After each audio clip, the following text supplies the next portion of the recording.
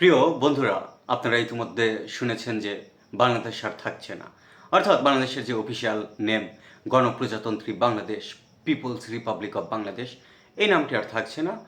এই সংবিধান সংস্কার যে কমিশন, তারা এই গণপ্রজাতন্ত্রী শব্দটা বাদ দিয়ে তারা জনগণতান্ত্রিক এই শব্দটি যোগ করতে চাচ্ছেন।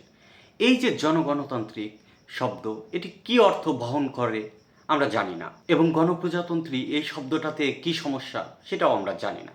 প্রজাতন্ত্র, এই প্রজা শব্দ নিয়ে তাদের সমস্যা কি নিয়ে সমস্যা সেটাও আমরা জানি না।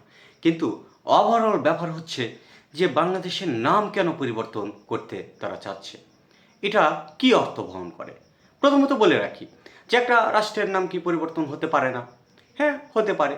রাষ্ট্রের নাম পরিবর্তনের নজির আছে। কিন্তু তারা কেন করতে চাচ্ছে, কোন উদ্দেশ্যে করতে চাচ্ছে?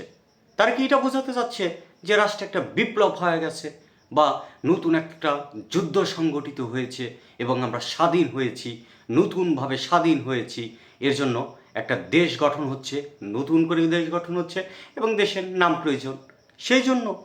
নাকি কোন কারণে? আমরা তো এটা বুঝতে পারতেছি না। কিন্তু হ্যাঁ, আমরা যেটা আগে থেকেই বলে আসছি যে এটা একটা গণ অভ্যুত্থান। পৃথিবীতে গণ অভ্যুত্থানের কারণে কোনো রাষ্ট্রের নাম পরিবর্তনের কোনো নজির নাই। যেটা আছে বিপ্লবের কারণে রাষ্ট্রের নাম পরিবর্তন হয়েছে। আরে বাবা, এটা কেমন বিপ্লব? যে বিপ্লব সংগঠিত হয়েছে কিন্তু মানুষ সেটা উপলব্ধি করতে পারছে না, বুঝতে পারছে না, তাদের জাহির করতে হচ্ছে এটা বিপ্লব হয়েছে, বিপ্লব হয়েছে। এই কেমন বিপ্লব যেটা তাদের নাম জাহির করার মাধ্যমে সেটা প্রকাশ করতে হয়?